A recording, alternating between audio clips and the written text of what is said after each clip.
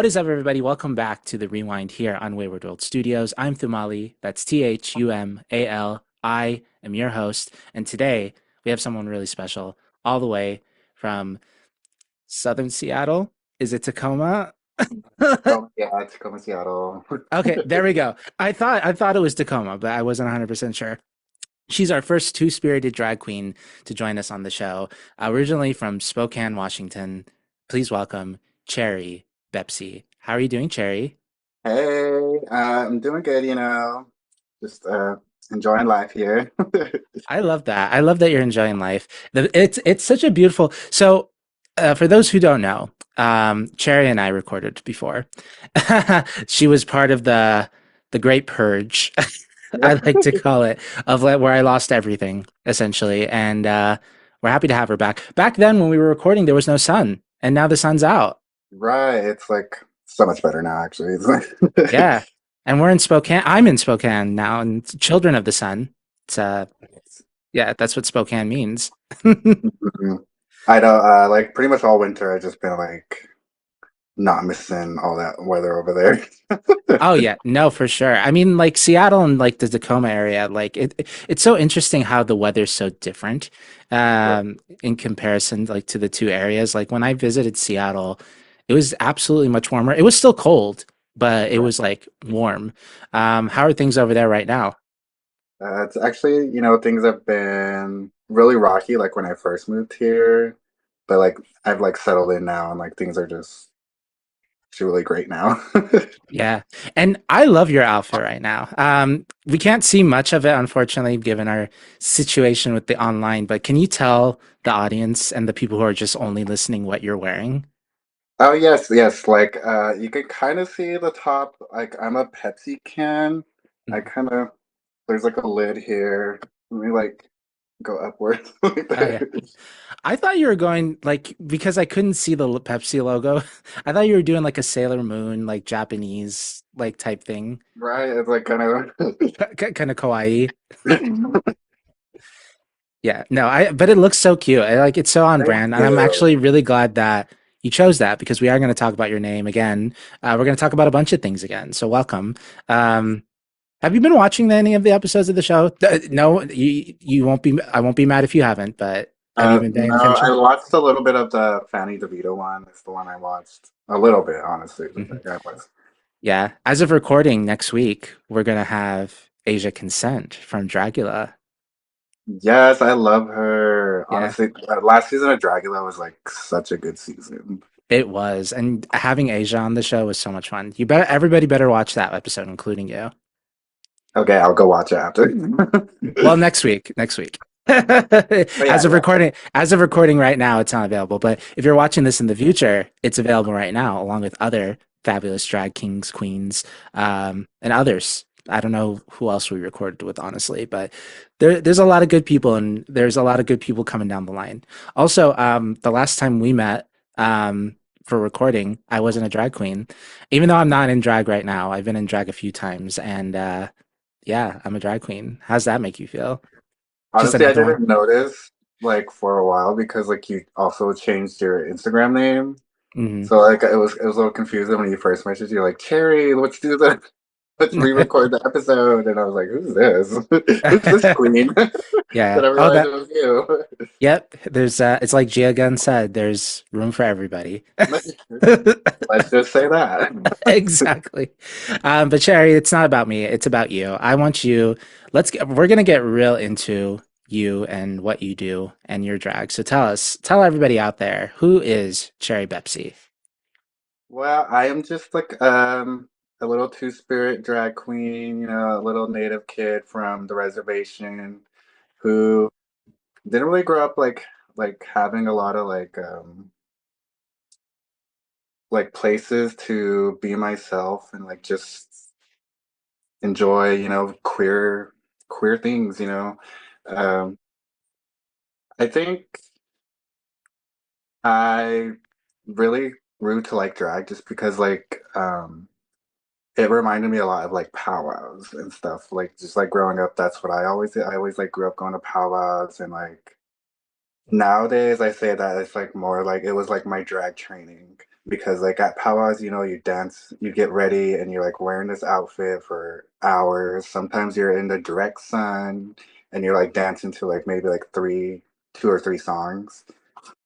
So it's kind of pretty much like a lot that correlates to like drag too to me. Like, but yeah. Oh, I love that. And Um, what? Oh, keep going. oh no, go ahead. Well, I was gonna ask, like, for those who don't know, because we never had a two-spirited drag queen on our show. Like, what does two-spirit mean, and why is that such an important part of your identity? A two-spirited people, they have like the male spirit and the female spirit, and then like like they're just within themselves, like, and then it's also like it's kind of like an umbrella term too. Like there's also like people that lean more towards femme or lean more towards like masculine. For me, I'm more towards like the masculine side, and I usually go by he, they, but I also don't mind people when they uh, call me she. Oh no, yeah, that makes sense. Are you? Do you feel more femme? Like, do you feel like you explore your femme side more in your drag specifically? Yes, yes, like very much that. Like, it helped me more just like accept myself and my femme realness here. I love that. I love that. Like, as someone who likes to put their own identity in their art, whether that's drag or this podcast, like I feel like I can relate to that a lot. And I've seen a few two-spirited drag queens, specifically from the Canadian side. I know on RuPaul's Drag Race, if trying to remember her name, what was her name? Like, she was very, uh, I completely forgot. I think she was on season 7. Um, The US one. yeah, the US one. But in Canada, there was Chalazon Leroux. There was, Peloton, yes, Auntie. well, let's talk about Auntie, like Jaylene Time. Like, have you seen? Mhm. Oh, she was, I love Jaylene so much. She It's was, like so like regal and just like mhm. ugh, I can't even be that at that type of like Yeah, she's not Auntie, she's grandma for sure. right. But she was a That's beautiful. royalty. That's the queen. I don't know. Exactly, exactly. But I'm really happy that we have someone, especially in Spokane too, like in the, well, not Spokane, but like in the Washington area. Like, are there a lot of two-spirited people that do drag in the west side of Washington? Like I didn't realize there was so much, but like now that I'm like out here and like just like in the scene, they keep popping up here and there, and they're like, I'm native too. Like I just had a show over in Longview, and there was a queen, uh, Gina, I think her name was Mhm. Zandra the Queen. Those two, they both told me that they have indigenous blood in them. So I was like, wow, that's really cool. Like I'm out here with my cousins. I love that. I love that so much. And tell me about the drag aspect of like your identity. So you're really well known for your white eyeliner, like specifically that goes all the way down to your nose like that.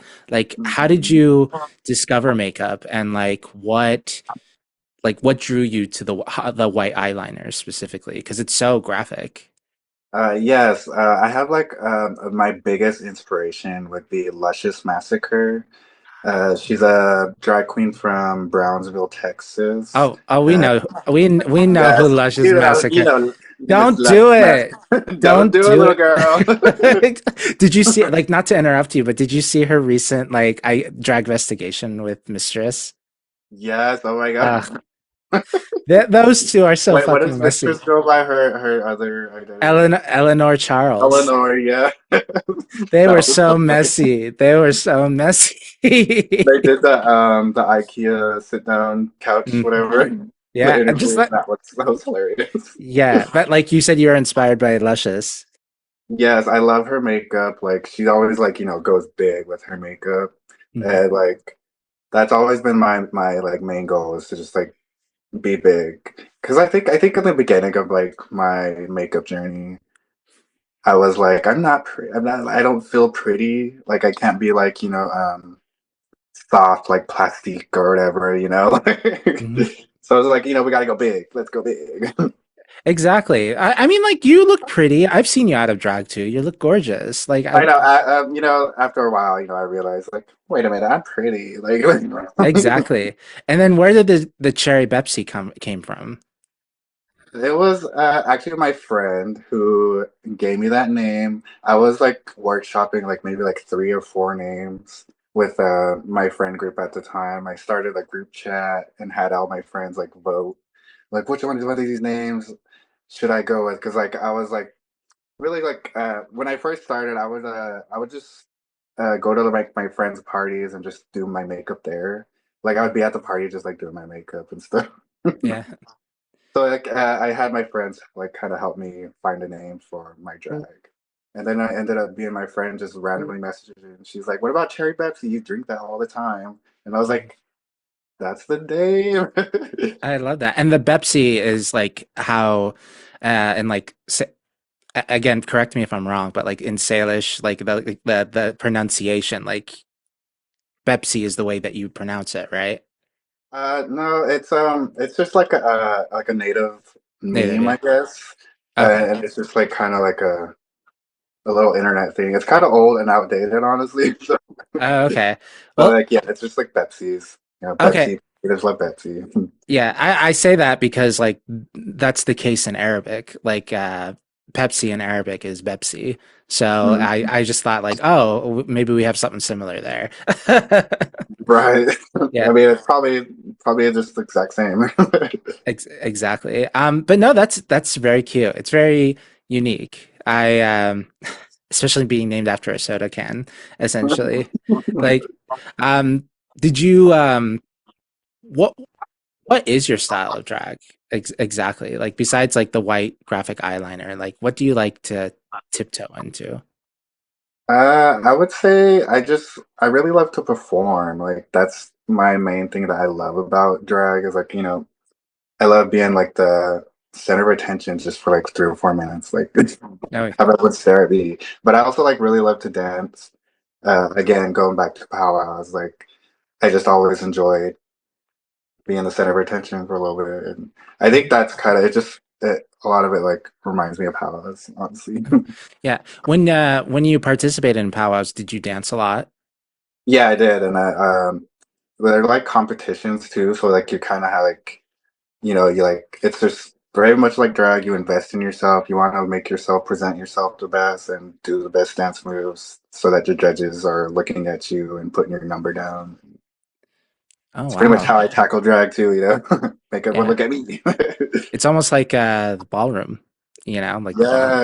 Yes, I always used to say that too because there's like categories and there's age groups and there's yeah, Hmm. very much so. Just another thing that Europeans and, settlers stole from Native American people. Um, but no, I've never been to a powwow before. I've heard a bunch about them, but I've never. I know in Spokane there are like I've seen them often, and a lot of them are coming from you. You're sharing them and stuff like that. But that sounds like it's so interesting. I need to experience a powwow one of these days. Yeah, they always used to have one down at the Riverfront Park, I think it Hmm. was. They always used to have one, and my family was a part of the committee, but not sure what happened, but they stopped doing it. Yeah. But that was always like a crazy powwow because it's just like literally downtown Spokane. We would get some crazy people just rolling in. Oh yeah, no, that downtown Spokane, that's just the vibe. You get a bunch of crazy people all the time. Yeah, I remember one time they had like a camp because sometimes they would have a campsite too. And Hmm. most powwow people they're like just traveling, so like sometimes having a campsite is like very helpful to the travelers, so they don't Hmm. have to like look for hotels and stuff. Oh, cool. But I remember one time at that powwow, we woke up the next day and there was a homeless guy right next to our tent, Uh, like literally like right next to our tent. Like okay, interesting. Yeah. Well, hopefully he was chill, or they were yeah, chill. yeah, we left him there, like whatever. Yeah, he wasn't doing anything. Yeah, he wasn't really doing anything to us. So. Yeah. And going back to your tribe, I'm looking at your Instagram right now. It's Nimipu. Nimipu? Namipu, yes. Nimipu. There we go. Yeah, work. So was that the reservation that you were raised on? Yes, that's the res that I grew up on, but I'm also enrolled a different tribe. I'm enrolled to Spokane tribe, Hmm. which is a coastal Salish tribe, but I grew up over on the Plains tribes with my dad's tribe. It was the Nez Perce tribe. Okay. What was it like growing on the res, especially as a, were you always queer, like on the res? No, I didn't come out until I was age 26, I think I was. Oh, So wow. most of my life, I was just, in the closet, hiding myself. Okay. What made you want to come out at such a, like, I would say late because, I'm 32 and I came out when I was like 16. But like it took me a while to like fully accept myself until I was about around the age you came out. So Right. like what kind of pushed you towards the edge? Um, I'm not really sure. I just, I knew I was gay the whole time, but like, Mhm. I got really good at like hiding myself and like just pretending to be this straight person. Like I said, I was in Palos a lot. Mhm. So I was putting up like this like act of like trying to be this like single straight guy. Oh yeah. So it was a little rough, honestly. I forgot what the question was, to be honest. Yeah, but like what made you like what was like the final straw? Like what was like, all right, this is it. We're coming out of the closet like at 26 years old. Well, I met my ex-boyfriend now at the time. Mm. It was when I was up in Palos, and I just randomly was like, you know what, we're gonna go meet him, and then I flew down to Arizona to the Navajo reservation, and I met him, and then brought him back to my reservation. That's And that's how it crazy. came out too. I was like, "Here's my boyfriend." So it just happened. You met your ex, and like, oh, yeah, he's kind of confirming something in me that was locked down deep inside. Yes, yes, yes. I love that. Like, I love that.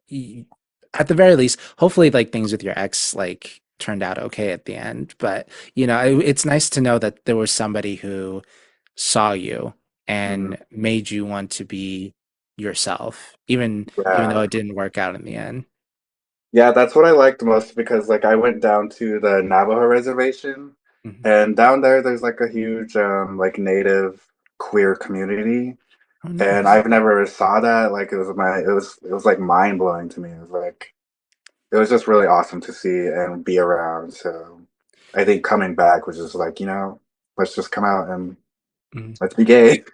Oh no, for sure. Was there a lot of queer people like on your reservation at all, or did you know of anyone at the time? I knew of a couple, and they were trans women. So like I think on my reservation they thought of like, small-minded people. They think if you're gay, then you're trans, like I think that's kind of how my reservation thought of gay people. Yeah, well, that's how my tribe thought of gay people too.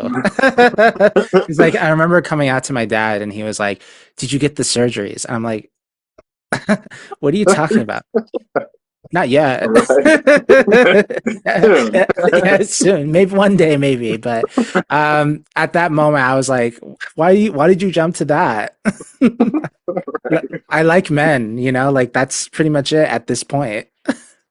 Right. And I remember my brother saying that to me too. He's like, you're just like a normal person. I was like, what?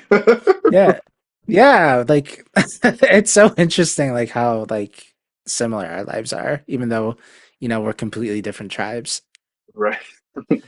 Um, Going back to your drag, like how did you get your foot in the door with drag? I think when you talked to me initially, it was Fanny DeVito who inspired you. Yes, yes. My drag dad, Fanny, I forgot where it was. I was at a bar on Christmas Eve with my cousin. I wasn't in drag or anything, and at that point, I just basically did drag on the internet. And Now, hold on one second. Yeah, you said you did drag on the internet, right? Not yeah, drag. I was a bedroom queen most of the Okay, time. because there was a little Freudian slip, and when you were talking, you said drug. So Wait, like, did you did, yeah. It was a Freudian slip. You probably didn't notice it, or maybe it was like a cutoff with like the I? technology or something. I was like, we should probably correct that. You didn't do drugs. at No. least as far as we're aware. Yeah, it was probably a lag or whatever or something. Yeah, but But then yeah, I was just a bedroom queen. I did drag in my room most of the time. But yeah, it was Christmas Eve, and I was just hanging out with my cousin, and I saw Fanny. He was at a table with some other friends, and then he just came up to me. He was like, "Are you Cherry Bepsi?" And I was like, "Who are you? Who told you?" mm, And then he was just like, "Do you want to perform at my show that he was doing?" I forgot what it was called. Nita Um, Vito Dragito. Dragito. Yes, that was the one. He was like, "You want to perform there? I'm looking for performers." I was honestly, I was just like, I've never performed before, but like, yeah, I'm down. Let's do it. And that's how you started pretty much. Like you started at Fanny's like newcomer show, not knowing anything about drag, being the bedroom queen. So you just jumped right into it. Yes, but I did hear that like light they had Lion's Lair, which is no longer there anymore. Rest in Mhm. peace. But they Exactly. had that show, and they had like the amateur show that did their weekly. And I've heard a lot of that show, but I was too scared to do it honestly, and Yeah. why I've never done it. So, but when Fanny came up to it, it was more of like you're signed up to do this, so now you got to do it. Yeah. Well, how did you feel like during that first performance of yours? Like, were you nervous? Were you scared? Like, what was that night like? It was such an amazing night, honestly, because I had my mom there, my cousin was there, my sister was there. My cousin invited all kinds of native people, family, friends, and there was just like so much people there for my first show, and it was just honestly so cool and amazing.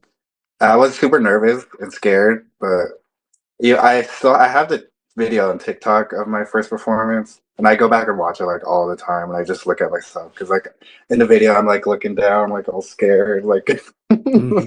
Yeah. I haven't seen the video yet, but is it pretty much was the Cherry Bepsi that we know now, was she fully realized at that moment, or was she a little bit different? she was she was a little more a little scared, little queen, but like she was there. You can see her. Okay. Did you still have the white graphic liner? We'll add the video to like the podcast so people could see, but like, did Mhm. you still have a grasp on your makeup yet, or like it Yeah, was? you can see the angle there. Like it wasn't like such as like white eyeliner, but like it's there. You can see it. Okay. I love that. I love that your first experience was so good and that your family supported it too.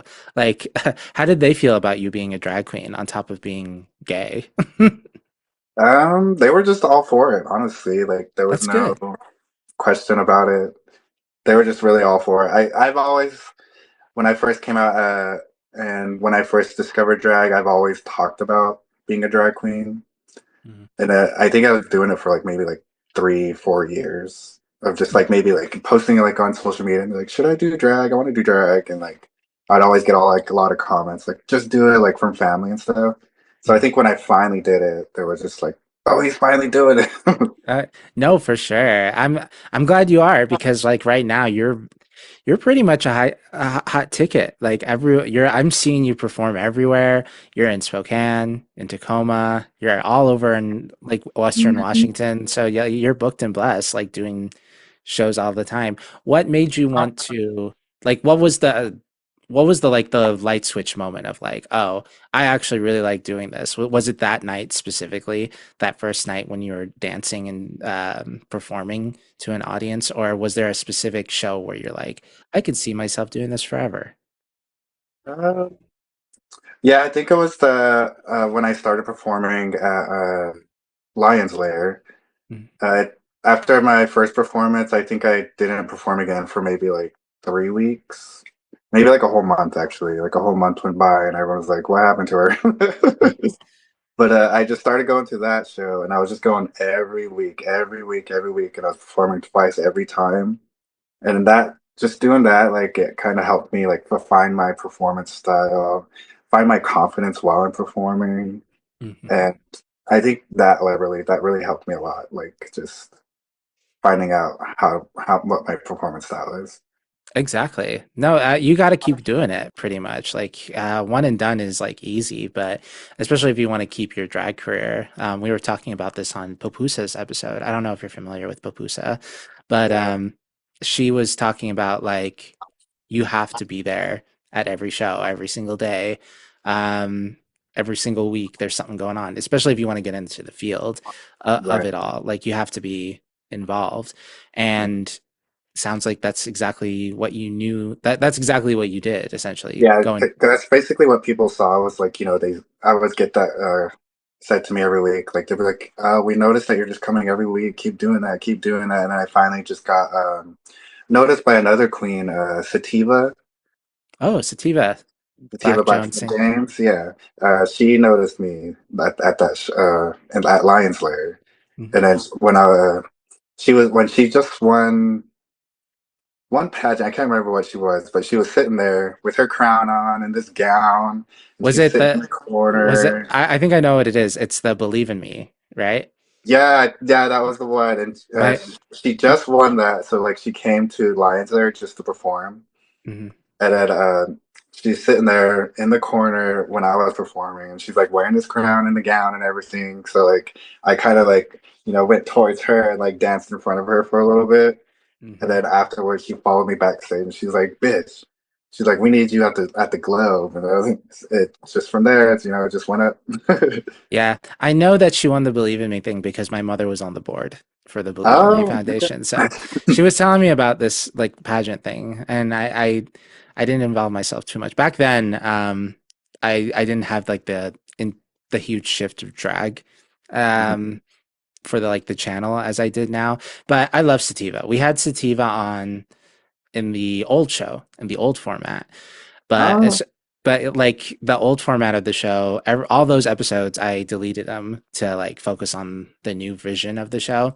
So we have yeah, to I have to re-record with her because yes, get back. her episode, while it was great, it didn't focus too much on her drag. So I want to focus on her career and her drag a little bit more, kind of like what we're doing right now. So no, I know Sativa, Sativa Black Jones, St. James. There's probably another name in there somewhere. Those Yeah, pageant girls.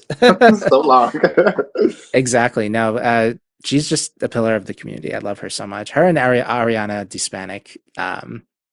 I had her on too, but I also had to delete her episode because it's old shit. We're all focused on the new shit. Um, what made you? How long have you been performing in Spokane before you moved? I was actually only performing for like 9 months, honestly. Really? I would have thought you've done it for a longer than that. Right. I honestly like at the time when I moved, I thought I was doing it longer, but then Mhm. like I finally like I went back and like looked at the timestamps and everything. I was like, I haven't even been performing for a whole year. What? I'm crazy. What am I doing? Yeah. What made you want to move? Was there just no Um, opportunities? Dried up? yeah, it was just someone just messaged me. They're like, "Do you want to live with us? We just got a new house, and they're like, we're looking for roommates." And I was just like, "Let's do it." Mhm. The opportunity just fell on my lap, and I took it.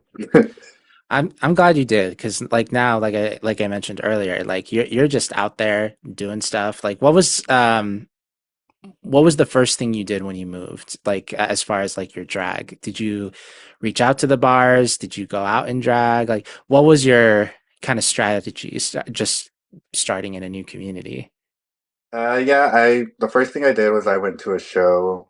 Um, I think it was Sissy Butch show at Unicorn, which I Okay. don't think they do that show anymore, but that's the first show I went to, and I went in drag, and I just got like approached by a lot of people, like, "Who are you?" Like, people be like, "We could see your makeup from across the room." I love that. Yeah, that's pretty much how I started, and then I also did the Unicorn auditions. Okay. What was their main show that they do? It's tell me, remind me, what show did you audition for? The Unicorn, they have like this thing. It's just called Unicorn auditions, where they just Uh, have new performers, come up and show up, and then they put everything in a packet of like your name and everything, and all the producers can just kind of flip through and see oh, what queen okay. you So want. Okay, so like essentially it's just kind of Like a like showcase, yeah. let showcase open call, like in case like, hey, we need a new performer. We're gonna reach out to Cherry and see if she Hmm. wants to do it. Yeah, and at the time that's when Queen Andrew Scott just came off of Drag Latina, and she was Yeah. one of the hosts, Uh, and that's when I first met her too. So it was really I really awesome. And also uh, Irene the alien was there too, and she came up to me. She's like, "I love your name." yeah, I love that. You're getting recognized by the big ones too. Queen Andrew Scott. I love Queen Andrew Scott so much. She had a I really got to see a lot of her on during Pride Week.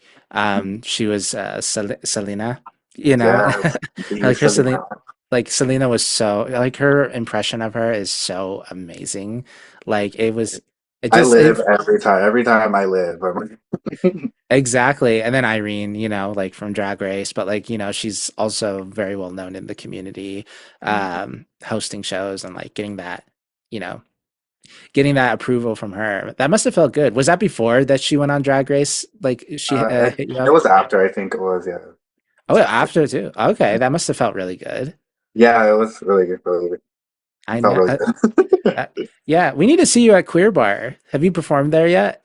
No, I haven't actually. I want to go out there more. I need to go out to Seattle more, honestly. Once I moved to Yeah. Tacoma, I haven't really been out to like just go out in Seattle that much. Yeah, you should meet Jane Don't.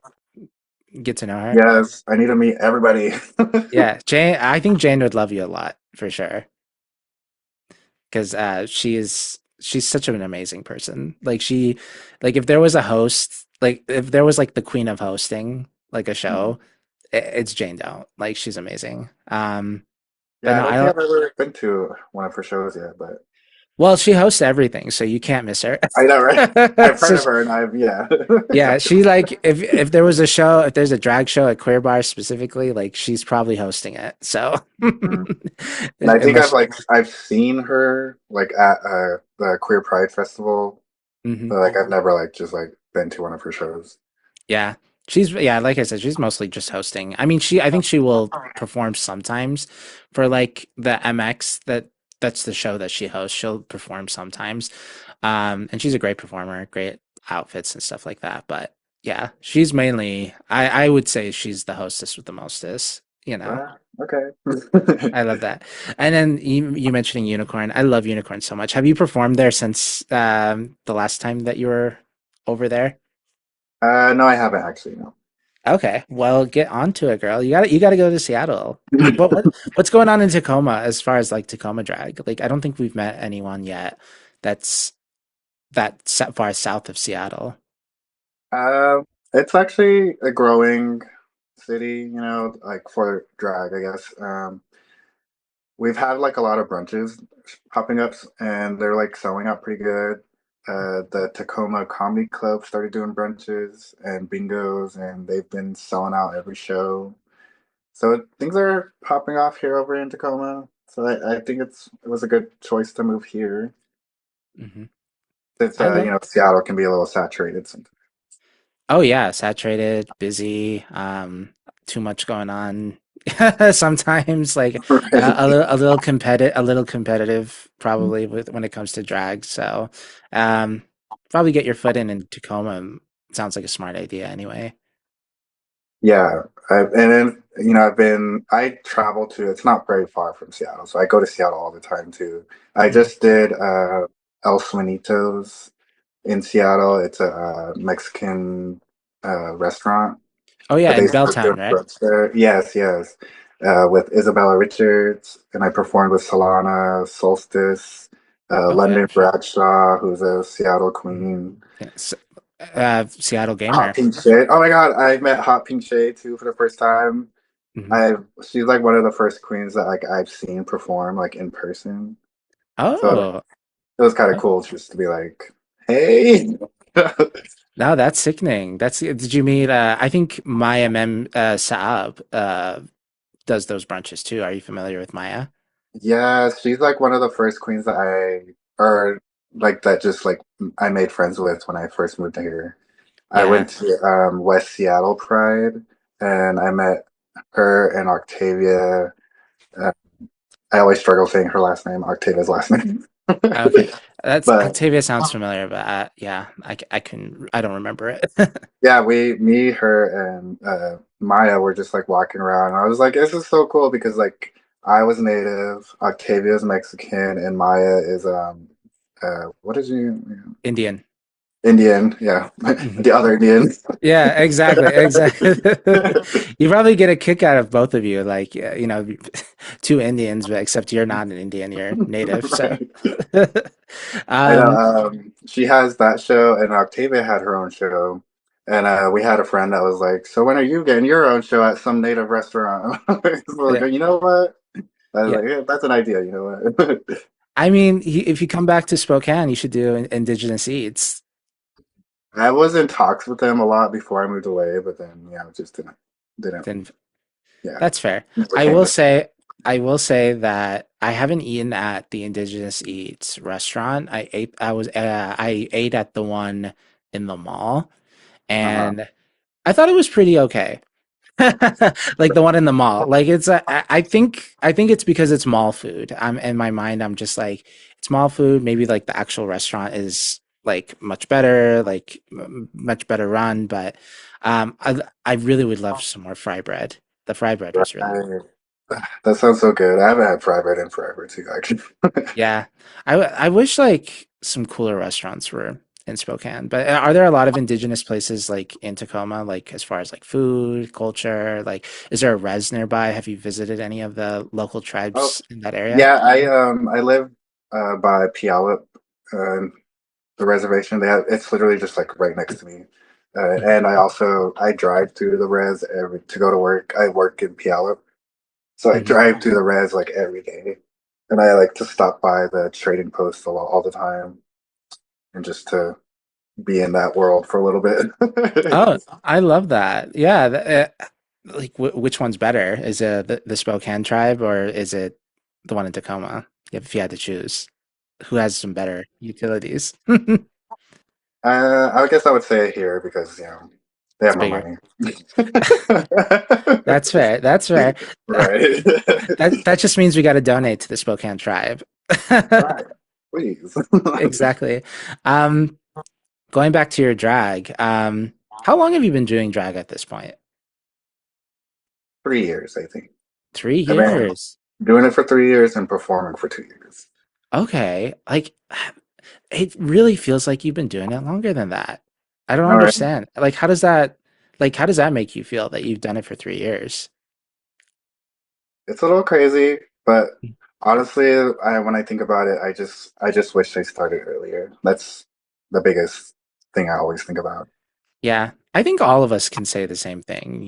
Like I wish I started drag earlier too. I mean, like I'm in I my wish I came 30s. out earlier too.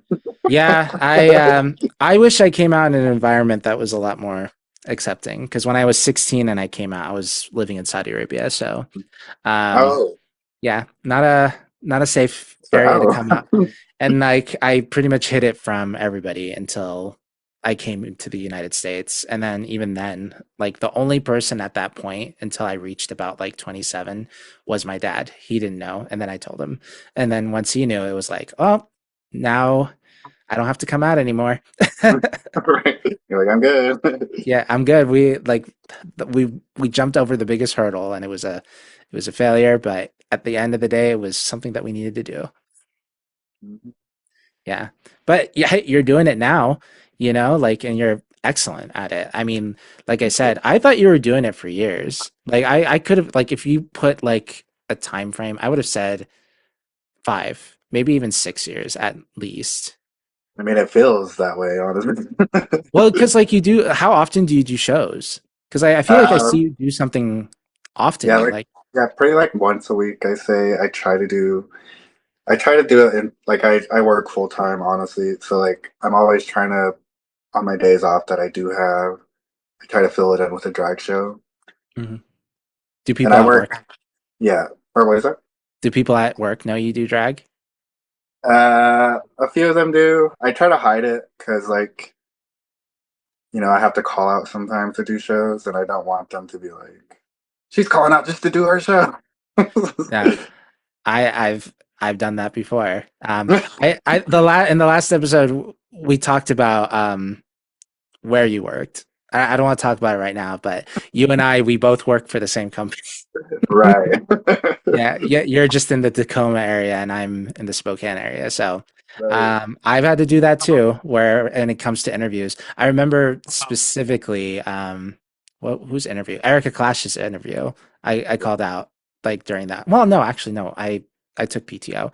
I have I've been there for a long time, so I have really good PTO now.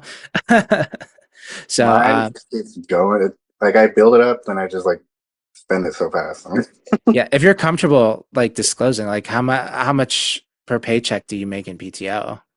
Like how Just much? 4 hours every paycheck, so it's See, so much. mine is 7.30, 7.5. So that's a whole day. Yeah, Hmm. lucky. Well, if you when you work for the company for 6 years, like you get some benefits. But I'm moving soon, so I think like that's the one thing that I'm worried about is like, oh my God, it's not the paycheck or anything, not my PTO. Because like I take a week long like vacations, I'm able Mhm. to do that because of my PTO, and I'm like, am I I not know I gonna have do? some coworkers that be doing that, and I'm like, "Ugh, I can't even build up a week." Yeah, it's like the struggle was real, like when it came to that, but now I'm gonna lose it. But at the end of the day, like I'll be fine. Mhm. Like we'll just work some more. We'll, you know, work till we die. Did you see the recent drag race episode? Yes, from yesterday. Yeah, where Anya was talking about like she's like a cook full time and does drag on the side. Like I really Yeah, related to that. I was like, that's pretty much what I do. exactly. And like just recently a mandatory meeting posted about like having to do like side gigs, even though she was on Drag Race. Like the well dries up at the end of the day. I think the biggest advice, and I think like what you're doing is so important as far as like reaching out to other people, like talking to them, collabing, going every week. Like that's how you maintain a career. And I feel like a lot of I don't know about what the RuPaul girls are doing, but like they they all need to capitalize on their success on the show a little bit better. I feel like as far as Right. branding, social media, like marketing and all that. Like gone are the days I think where you have to rely on like an agent or something like that. Like if you want to stay relevant, you have to like think of like every single way to stay relevant. Like take Maddie Morphosis for example. Like she was eliminated early and like she wouldn't have been as successful as she is now if she didn't have her own show, you know? Right. And like So Corey King, who's like the top cameo person now. yeah, because of like how crazy she is, like with all her little personas. Like she did so bad on Drag Race. Like let's not like lie to ourselves. Like she did And she terrible. knows it too. She knows it. She Like knows it. So it's like but she's capitalized on it, right. like and she's made a brand out of it. So that's what people got to do now. And whether it's side hustles, whether it's like what you're doing, going out every week to shows and stuff, like that's if you want to maintain this career, you have to like evolve with it. Right. I always wonder if like if I got on that show, would I have to change my name? That would You be probably have to. Well, here's the thing. I don't think so, and here's why. Because it's not Pepsi, you yes. know. It's with a B. Like, and I don't think PepsiCo has trademarked the B. Right. Yeah. Maybe, So maybe that would be okay. yeah, close. It's one of those where it's like I think you're skating on Right. um like that. If you had to change your name for Drag Race, though, what would you go on it? You think? I don't know. I don't know honestly. What would I change my name to? I one of my first names I wanted to be was Evie, just because it sounds like my real name, Stevie. But like, Okay. but they had Evie Oddly on there, so I was like, ah, I can't be Evie. What about Cherry Cola? Trick. That's pretty Simple. good, Yeah. right? Yeah. The cola. I don't know. It's close enough. It's like it's not Coca Cola. Like cola is like the flavor. Right. Hmm. Yeah, I don't know what I would change my name to. RC, RC Sorry, Cherry. Jasper. Exactly. Um, what? How? Sorry, what was I gonna say? What shows are you doing right now, as far as like when it comes to gigs? Like, what kind of shows are you interested in? Like, how have you evolved your drag ever since moving to Tacoma? Right now, I'm really getting into these brunch shows. Hmm. Um, Recently, that's what I've noticed is like the brunch shows are the ones that are like actually like paying out, like tip wise Hmm. and crowd wise, honestly. Like some of these night shows, like the nightclub shows, like there's not very much attendance, honestly. It's mostly these, middle-aged straight people that are supporting us. Yeah. Well, that's how it works with like theater too. Like that's why you have the matinee. It's you get those old people like coming Right. to the shows. And like they're giving out the money and everything like that. And also like I'll be honest, like going out at night, as much as I love it, the show's all about queer nightlife and stuff like that. I love brunch. Like just waking up, having breakfast, like you're just starting out your day. I feel like every time I go out at night, maybe it's because I'm old now, but like I just get That part. tired. I just get tired. I don't want to be out. Like there's nothing good can happen when you're going out at night, you know? Right. And at a Get brunch into show, trouble. you can get out of drag earlier at a more better time, right? And still Exactly. go see things. Do you Out of prefer the drag. brunch do you prefer the brunch shows now that they're a little bit more frequent? Like are you looking for more brunch shows? Yeah, I do like the brunch shows, but now I kind of want to like get back into like night shows and have like a spotlight and the stage lighting. I miss the stage lighting is really Oh yeah, for because at the sure. brunch shows you're just in daylight. No, exactly. Yeah. And honestly, like for drag, you were never meant to see it in the day. Like, don't get too close, girl. Yeah, exactly. Yeah, you need to like have at least 5 drinks and it needs to be a little bit dark and you can't see anything, like that's when I personally feel the most beautiful. Like I remember when I was at Queer Bar, like the picture that you see on my profile now, it's edited to shit, but like when you look at it in real life, in like the fluorescent lighting of the hotel, it's like, ooh. It looked beautiful on the Zoom in. bar.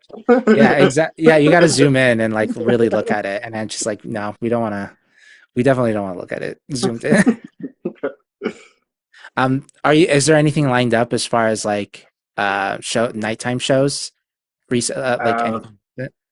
Next week, wait, yeah, next week I'm gonna be going to Yakima over in Yakima, Oh, and I'm gonna be doing a show there.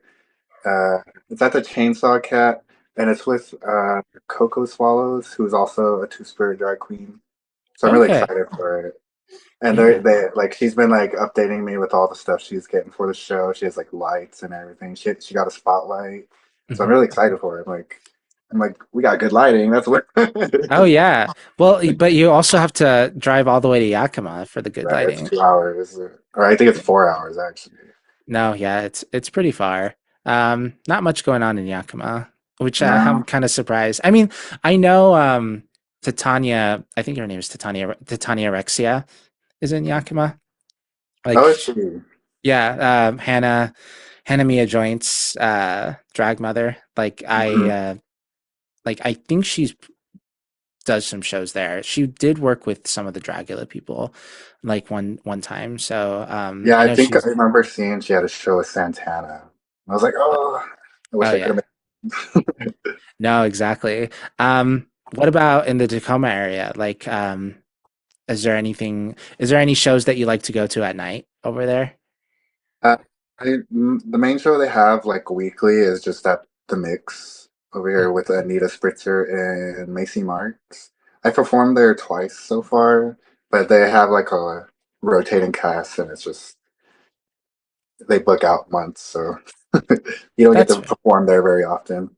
Okay, that's fair. And so, like, you basically have to drive to like get to the Yeah, stuff yeah, that you you have like. to be like a lot of like DMing and stuff just to try to keep yourself booked. Where's And the also, where's the furthest that you've ever driven, or where's the furthest you've ever performed?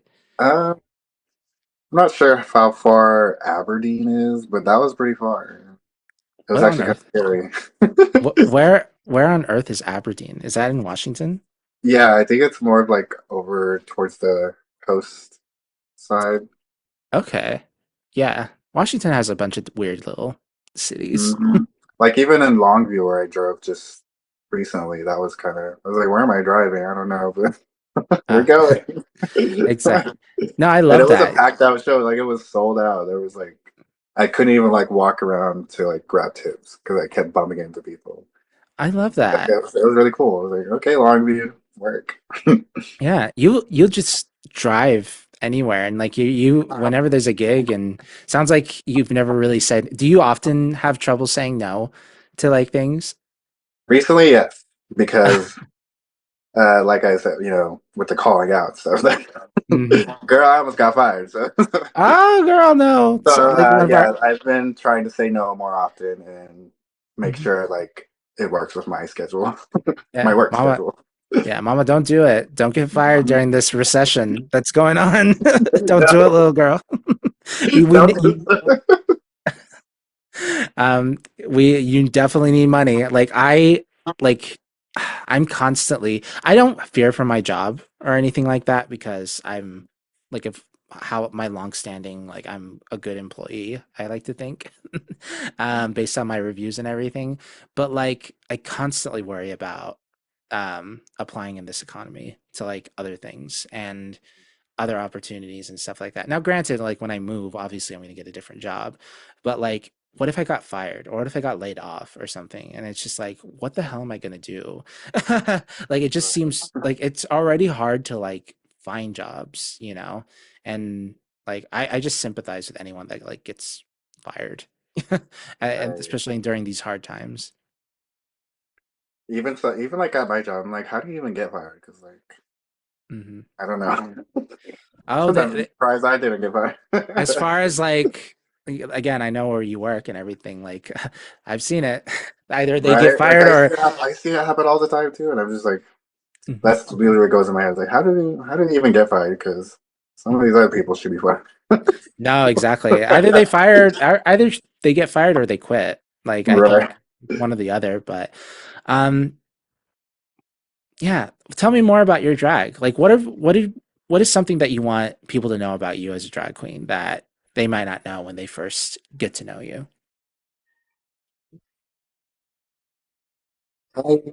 That's a hard question, honestly. I don't know. Okay.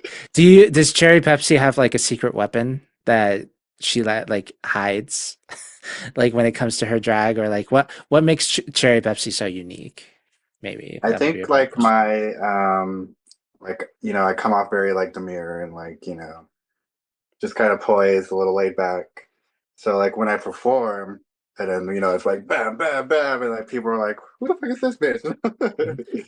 Oh So I yeah. think that always like gets people to is like my kind of timid personality, and then when I perform, it's just in your face and boom. No, exactly. I remember when we initially recorded, you were so shy. Yeah, Like you were so like scared and like shy. Like I was like, girl, let it out, you know? Like it's a fun time. I think do you feel a little bit more comfortable than you did the first time? yes, yes, actually. Because like I really don't know. I think it's because after I was done, I was like, you know what? I was going through it more like an interview, I guess, more, and now I'm doing it like more just chilling, talking to you. yeah, this is what this show is about. Like I'm like the Barbara Walters of like talking and gay stuff. Like I consider it like, you know, just two friends talking, which is essentially Right. what that is. Also, I see you seeing yourself, feeling yourself. I know. I'm like, Like you're people. like that. Like that's how I did. Like when I was interviewing Pi from Dragula, I always like I looked at myself, I was like, "Oh, yeah, I this know. I keep hair. looking at myself in the little corner. I'm like, Yeah, let me okay. fix my hair." Like at the end, although in the end Like like my hair, my wig was just like it was over for her. Like there was the this nest one on piece. this side. Well, it was like one piece of hair that like kept getting in my face, and I was just like keep moving it, and she's like, I don't. eh, In this wig, there's like two little braids in the front that like "Okay, kind of hang. but I kind of pulled them to the side because I knew they were going to get really annoying. Yeah. Well, like Pi was like, "Oh yeah, you feel sickening, don't you, girl?" And I was like, "Yeah, I do, but like this piece of hair just keeps getting in my face." And so like you can They see like me just the orgy. mhm. Well, like even in person, I feel like I always like when I'm in drag, I like talk with my hands a little bit more. Um I've I it's kind of the Arab side of me. We do talk with our hands sometimes. But like I whenever I have the nails, I need to get better at nails because like I hate wearing them. It just anything on my hands for some reason, like I just don't like it. But like, especially like because I have my hands in my pocket a lot, and I'm like, I need to take out my phone, and Um, then the nails are too long. I can't put my hands up anyway. But like, whenever I have the nails, I just do this, you know. Yeah, like look at my nails, like they're so pretty. Um, I know but I yeah. struggle with nails a lot too. I like gloves Oh, okay, because they also make my hands look smaller, more daintier. that's Because fair. sometimes when I'm wearing like nails and I see my big old hand when I grab a tip, I'm like, ugh. Mhm. You see, Look at that big old like man hand. I got teased for it before, but I have little tiny hands. Like, and they were very womanly and soft. That was what I got made fun of before. And now I'm like, I could use this to my advantage. Right, like I've had some guy like hit on me one time. He was like, "Your hands are so big," and I was like, I don't know how that makes me feel." Yeah. Oh man. And like I put my hands behind me, like I don't know. that's crazy. Like, I don't know. Guys when they're horny, like they Right. just be saying things. Yeah. Let's talk more about your drag. Where do you see yourself now that you've kind of established yourself as like this amazing drag queen with the amazing, sh like graphic eyeliner and everything? Like, where do you see yourself in the next couple of years? Do you still see yourself like performing? Like, what are some other things that you'd like to do in drag? I would like to like host a show. I would also like to do more like curating more like indigenous drag shows and get more of these indigenous drag queens like together because we're all kind of like just spread out. We're all in different scenes, different groups, and we're all just kind of sprinkled out there. Mhm. But it would be nice if we kind of like were like a powerhouse. That's what, Okay. yeah. I'm surprised. I thought you did host shows. You know, like I thought you did like host a show or two, especially like an indigenous show. No, I've been a part of them and Uh, helped like find really, for them, but I've never been like the producer? host. Yeah, the producer. Okay, well, get on it because I feel like you can do it. Like, just call it Cherry Bepsi's powwow. Period. Yeah, and do it on Indigenous People Day. Yes. Mm-hmm. There we go. There's still time. But no, that sounds sickening. I want to do something like that too. Like when I get a little bit more established in drag, like I can produce shows. I've done them before. I've produced stuff before. I mean, I produced this podcast and stuff like that. Like I know how to get people together. But I feel like when it comes to the drag aspect of it, I want to refine myself a little bit more before I do like a drag show. Because like if I hosted a drag show, I need to be in drag for it. You know, I can't. I can't look like this at my own drag show. So I feel like our goals are pretty similar. Where you know there are there are Arab drag queens out there. There's not any Saudi ones specifically. I'm Saudi, so that's a specific like type of Arab. And I my goal is to like have another Saudi drag queen or like have like a bunch of other Arab drag queens and like do something like Mhm. together, like an event, you know, that could be so sickening. Maybe I'll have like a lot of drag children or something. I don't know. Be one of those. Be one of Uh, those. do you want to be a drag mom? Do you think you want? I've been asked a couple times, like here in Seattle, and I was just I got nervous and I was just like, I think you want someone else. Like, But you're thinking about it though. yeah, I thought about. I even have like names ready. I feel like if I had a drag daughter, her name would be Ruby Red Squirt. That's such a cute. Uh, so, like, are you just gonna do? I thought you were gonna do like more Pepsi, you know, Oh yeah, and I also have vanilla. a drag king name, Nitro Bepsi. Uh, Okay, maybe we can get like a Caucasian vanilla Bepsi, like yeah, exact vanilla Pepsi. Like, what else? Pepsi Zero. Crystal Bepsi. There's Ex Hey, Crystal Pepsi. You know, there's a lot of crystals out there. Like that yeah. would, you can make that work. Or like one time I didn't have my pads on and I was like, I'm giving flat Pepsi right now. Oh, she's no fizz. No, I love that. I love that so much. Yeah. Do you find yourself being someone who can mentor somebody? Like, especially like given your experience recently coming out later in your life, recently, not, and when I say recently doing drag, I mean in the last 3 years and stuff. Like, do you see yourself being like a mentor of drag? I feel like I could help someone out really, really good if I was. Yeah, I do. Okay. Okay. What makes you think that?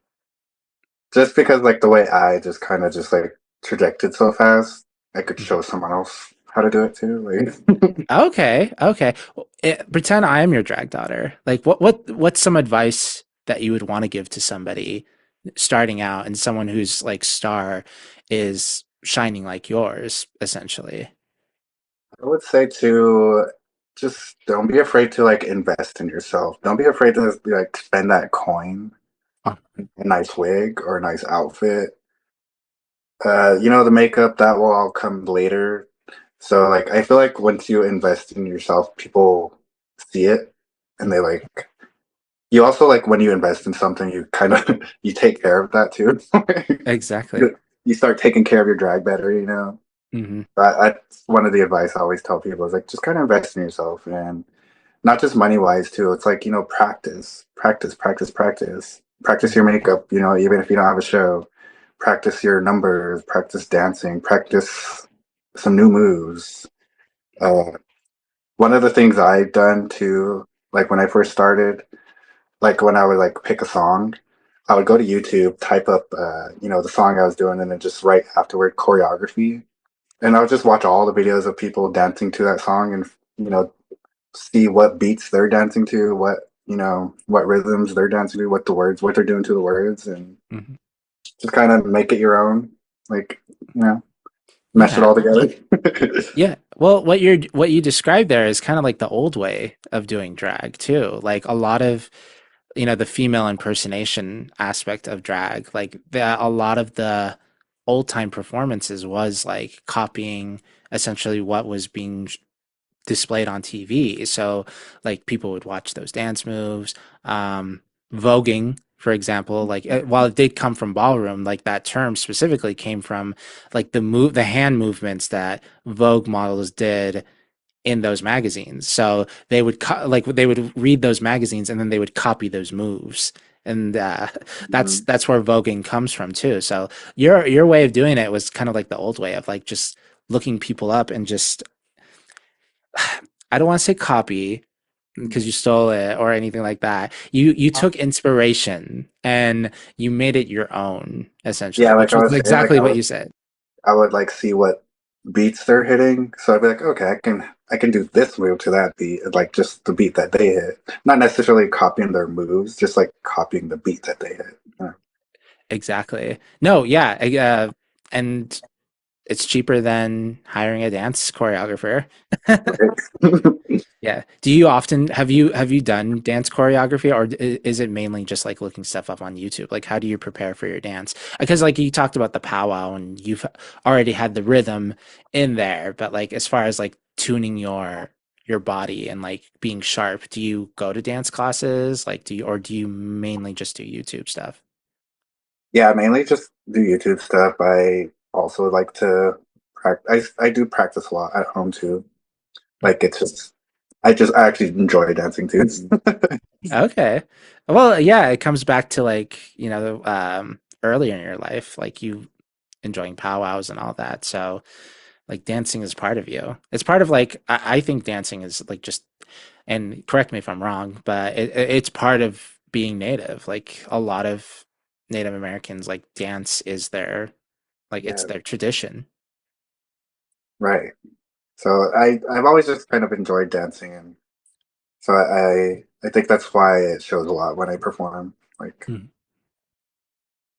Yeah. And as far as like your aesthetic, like in drag, like what are you looking for? Like what is Cherry Bepsi like to wear? And like what do you get inspired by as far as like when you like you're wearing a Pepsi can, right?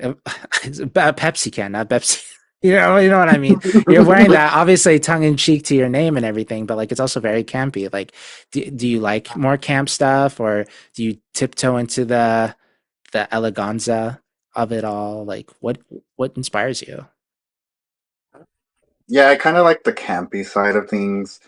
Just drag, I guess, drag side of things. I don't like. I'm not trying to like bring down any other girls, but like sometimes I just get a little tired of like the soft, realness, like real woman type of drag.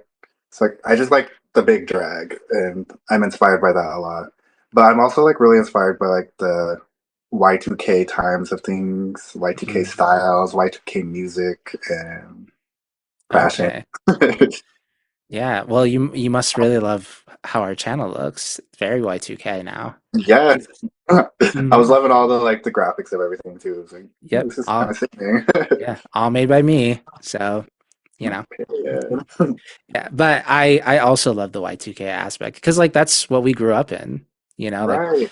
and Those are it's like so the fu women I grew up seeing and like idolizing. So yeah, and like if for me like the boys too, like it was the baggy jeans, like the spike hair with the gel, the like the frosted hair, frosted tips. frosted tips, like the big button-up shirts and stuff like that. Um, it's so funny. Back then, I used to think like it was so stupid. Like I thought even then, like it looked kind of tacky and dumb now, but like I find myself gearing towards it because I've opened up a little bit more when it comes to like aesthetic and being queer and Mhm. all that, and I'm just like what was going on back then? It was very camp, and I wish it was like not I wasn't so negative about it, but like now I'm like, oh, this was our childhood, you know? Really? Yeah, I like it more than the '80s. I feel like the '80s now is just so overdone. Like the early 2000s is the new '80s. Okay, yes. I'm also like really inspired to like by like video games. Okay. Like I like to like think of myself as like this like cunty like video game characters. Like I love that. Well, like that was the thing with like your outfit. I thought it was like, it was giving anime right. video game like at first, but then, he's like, no, it's a Pepsi can. And I was like, It's like oh, no, I'm okay. a Pepsi. From the top, it looked like a video game anime, like Hatsune Miku, type deal. Right. Yeah. Oh, I see it now. Yeah. Yeah. But what video games do you like to play? Right now I just mainly play Fortnite, but like I really love like Pokemon games. I play a lot of Nintendo, like Super Mario, Smash Bros, Mm-hmm. Mario Kart. Do you Uh, do you think do you think we're gonna be paying a fortune for the new Nintendo Switch? Probably yes. I would think so, since it's like has more power and the frame Well, rate. I'm really well, excited, honestly. what I was trying to reference was the tariffs, girl. Like I was like, it's the Switch is Oh, like the Switch 2 is like 450, but like Nintendo is like, wait a minute, we got to remove the pre-orders right now and look at the they're like let's economy. make it in America. Yeah. Well, now I'm like, is it gonna be like people are like, is it gonna be $500? Is it gonna be $600? Is it gonna be, you know, is there gonna be a recession, a Great Depression? It's scary stuff out there. But the Nintendo Switch 2 looks really cool. I'm very excited for that. Did you see the presentation? Yeah, and I was like texting everybody all the like videos and stuff. Like, Mhm. look. Which game are you gonna play first on the new Nintendo Switch? I'm mostly excited for the Mario Kart one. This one. Yeah, when you go off road and now you get to have cunty little Mhm. outfits and stuff. But I'm also like just excited for like future games. I'm really excited for the new Pokemon game that they make on the Switch 2. The Yeah. graphics better be better is what I'm. I just hope it runs better. you know. I bought Scarlet. I think I either have Scarlet or Violet, and I was like, you know what? Maybe this game got better. Because I heard the graphics were so shit on that, and it was It an awful game. was. It And then I was. played it, and I was like, it did not get better. I really like Switch, or I mean not Switch, Sword and Sword and Shield. Shield. Okay.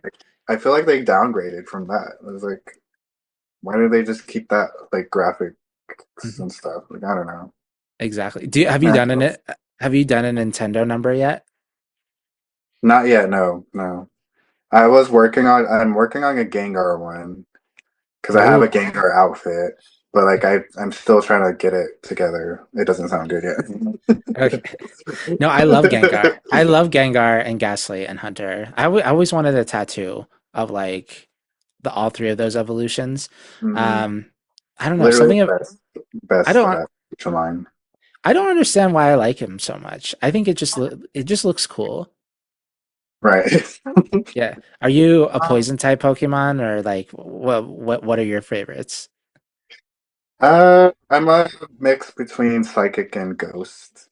But Okay. I also love normal types because they're pink, or they used to be, till they Mhm. changed a lot of them to fairy types. But Okay. I like normal types because I love Jigglypuff and like Chansey, like the cute blob, pink blob ones. Those Yeah. are You, always my favorites. you know, My did you I the recent one that I love is Tinka Tink, who evolves into Tinkaton. oh no. Yeah, Look, it's like a big old hammer. oh, Mm. okay. Interesting. Here's the thing, girl. I'm the old school Pokemon people, you know. You're A a Gen hundred 1. I am a Gen 1er, unfortunately. I'm trying to get into it. I there are a couple new ones that I like. There's like the gay duck, you know, like the Oh cunty little yeah, guy. I cannot remember their name right now.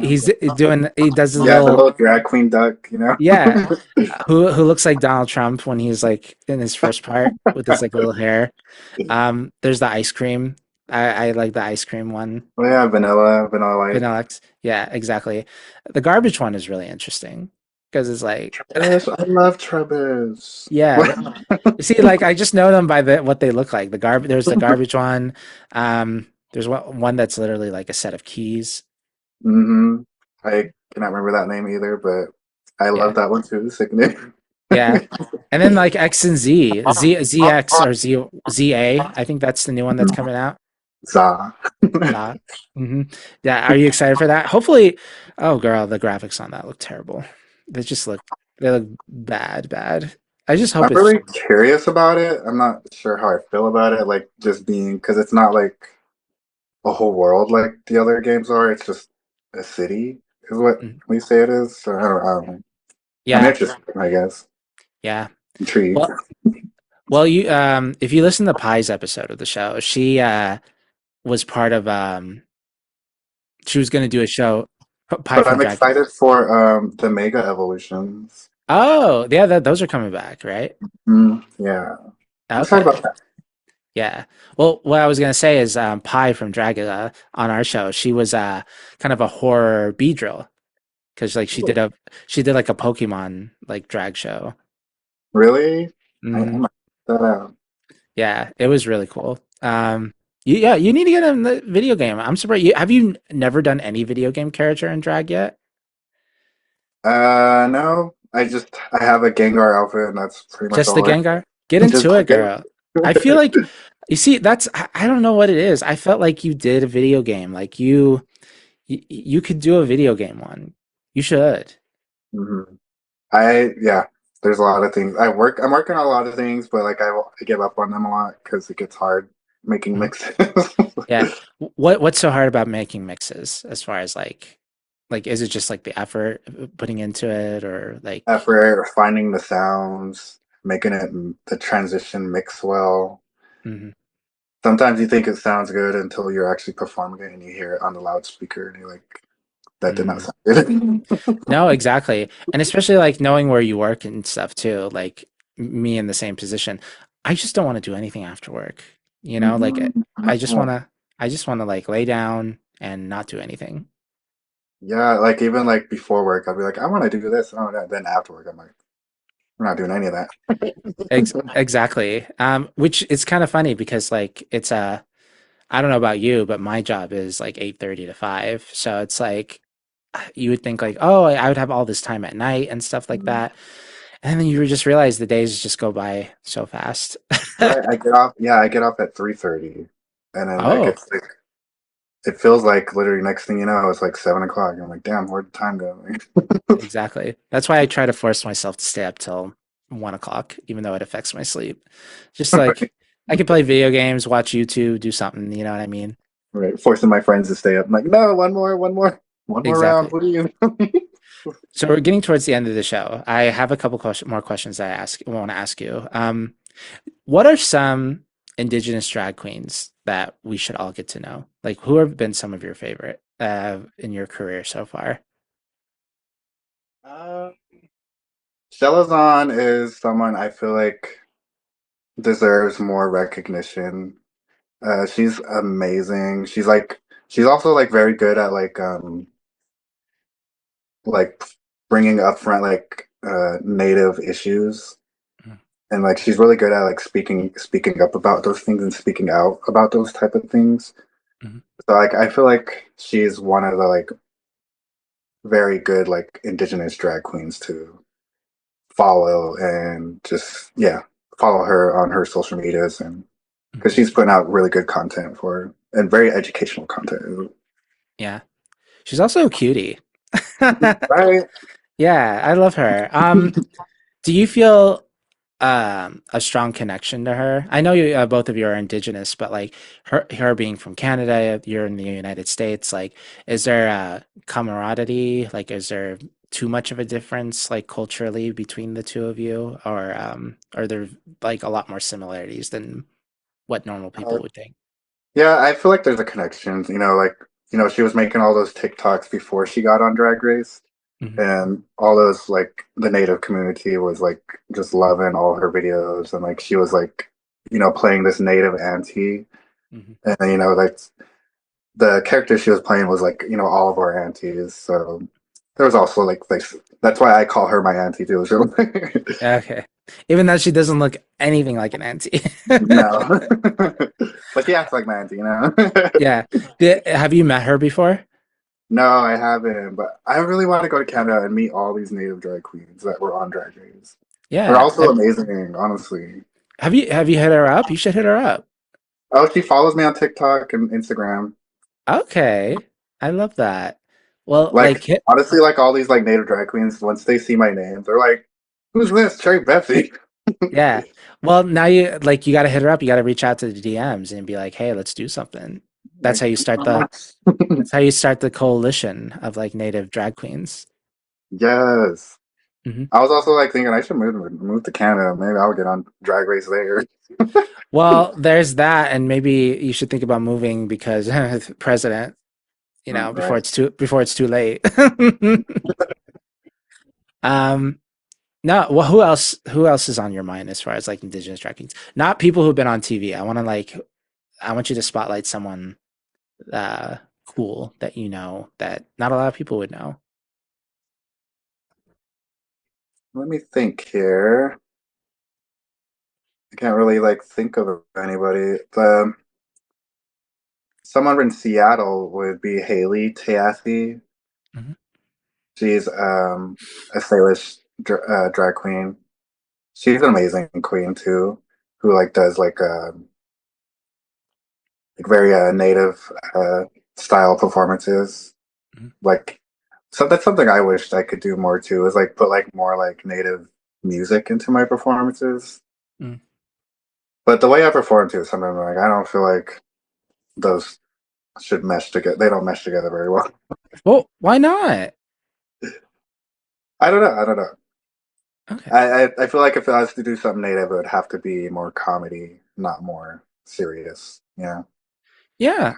Has there not ever like is there nothing that you could do as far as like maybe not like poking fun, obviously, like no, we don't want to poke fun at like native culture, but like maybe like drag it up in a way, Oh yeah, like yeah. I've done a couple performances. I have one where I call it my anti mix. it Hmm. starts off with powwow music, and then I come out and and then it goes into a dialogue of uh, about having anti-hair. So Okay. that's a pretty good mix that I do. Okay. It's mostly funny and it's not like about like native culture really, but Yeah.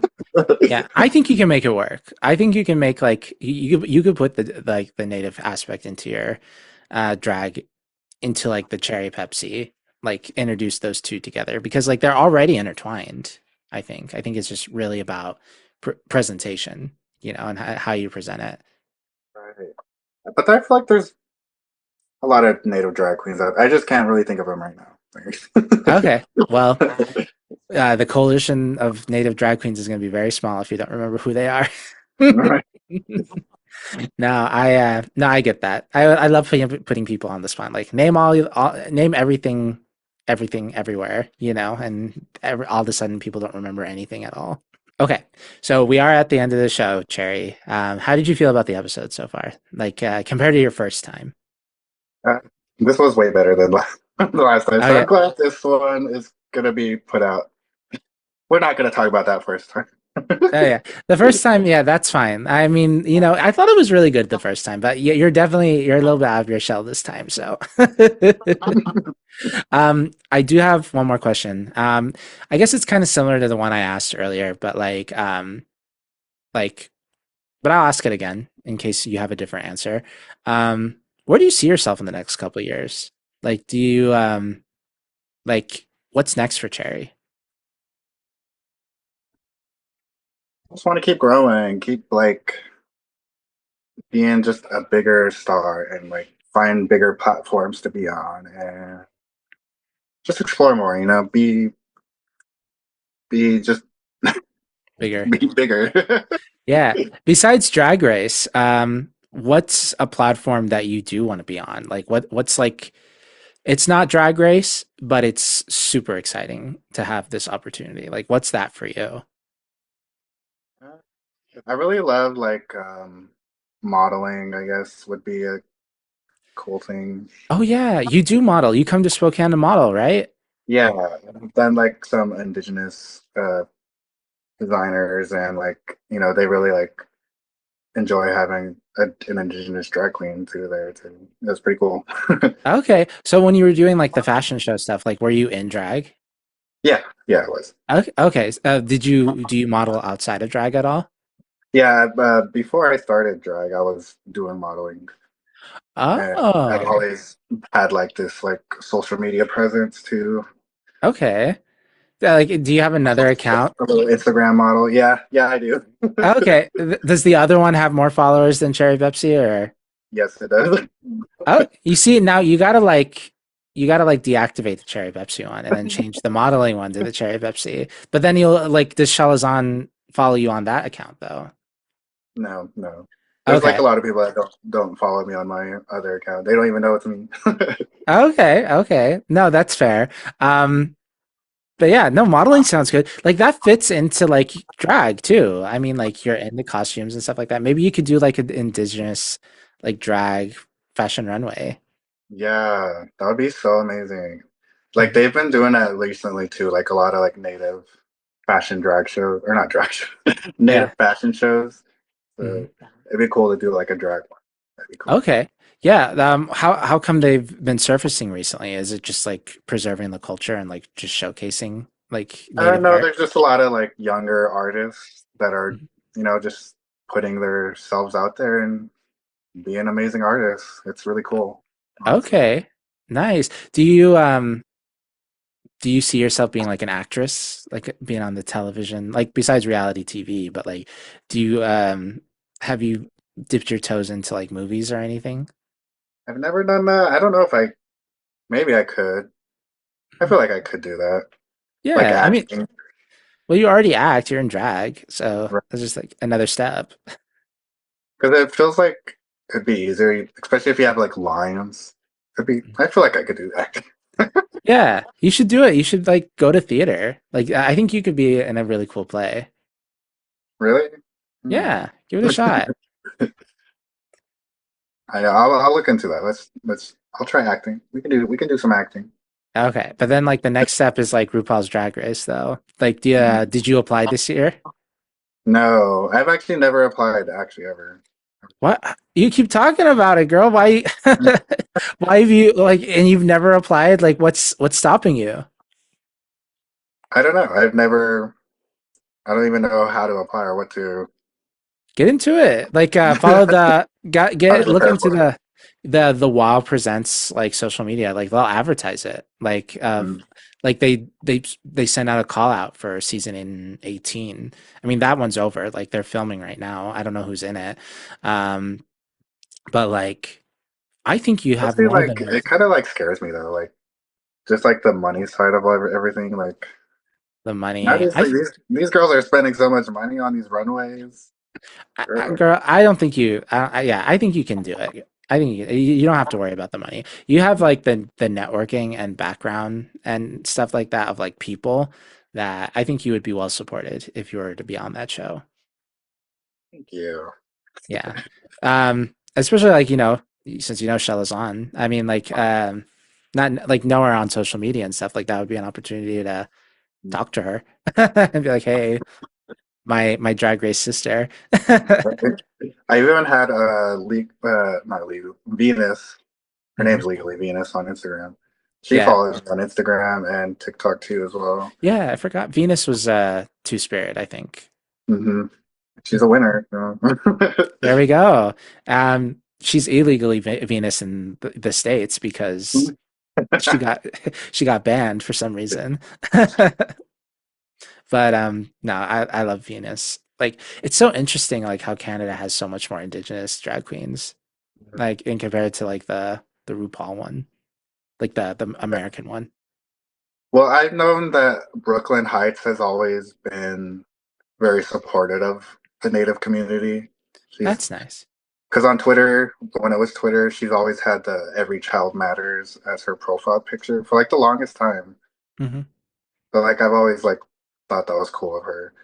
Yeah. No, that's so cool. Like But I like think even when she became the host, I thought it was cool that she was like when